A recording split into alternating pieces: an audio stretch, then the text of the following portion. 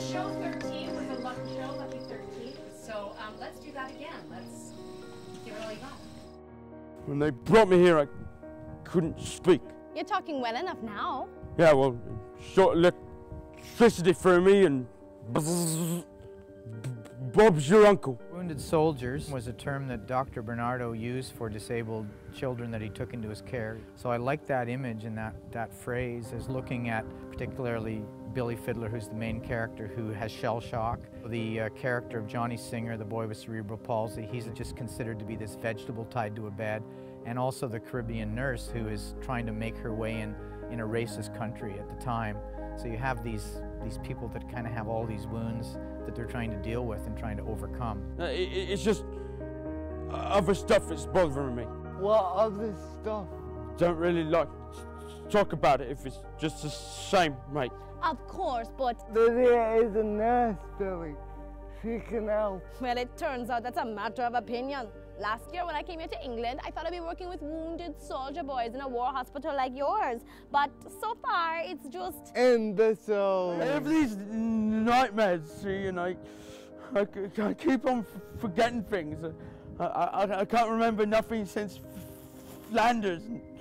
Play focuses on the healing process that takes place and kind of just examines certain methods of treatment that were used back in World War I era. I don't think they mean to hurt you. No, you know what? I think they say they're doing it for your own good so that you won't hurt yourself. But really, it's because they're afraid of you. Afraid of me? Well, yes. Not afraid that you're going to do something to hurt them, but afraid of what's in you. They'd rather keep you tied up all day long than face up to the fact that you're a real human being, just like them. I understand. They're not in the war, but it's yet all about the war and all about the trauma of the war and about whether war is even worthwhile. There are some flashbacks to the war itself, but most of those are handled through song. That's the way we kind of give people the feeling of war. Crunch go my wheels, splintering your bones, grinding through mud and pulverizing stones. My part in it is basically to bring the musical numbers to life.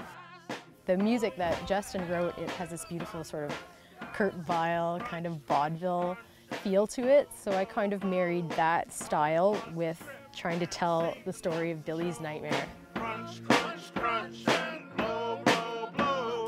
God's lost his grip, and Satan runs the show. A lot of soldiers came back from wars and are coming back from wars with post-traumatic stress disorder.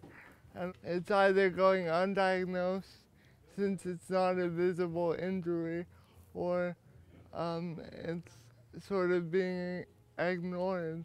I'm really hoping that we can give people an inner psychological experience of what these soldiers went through in a way that's respectful. What do you remember? The trenches. Easy, Johnny. I want to know. Why? Want to write about it.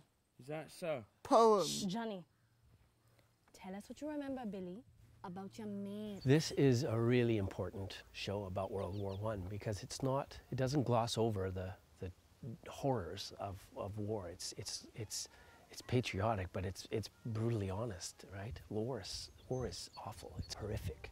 A bunch of me mates in a Idaho, in no man's land on night patrol. Night patrol? It's just sussing out the enemy's position. We did it all the time.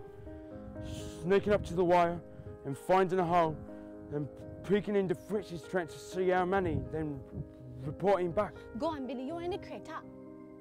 Me mates. One of me mates is talking about some French girl he'd met in a stamina behind the lines. That's right. He wanted to describe every inch of her. Yeah? What did he say? He talks about her breasts, how white and firm they are with these little... And then she's given him a little saint's calendar, now bigger than me thumb. And he put it in his pocket, right over his heart. For luck, right? She didn't want him to go back to the lines. I remember that. There's a big battle coming. She was afraid to be killed. And then we all starts talking. And we all starts talking about the ways we most feared dying. I'd completely forgotten that. it hasn't changed all that much in some ways, even though there's all sorts of systems in place now to help people with post-traumatic stress disorder. There's still a lot of lost people out there, so maybe it'll have some relevance to our time as well.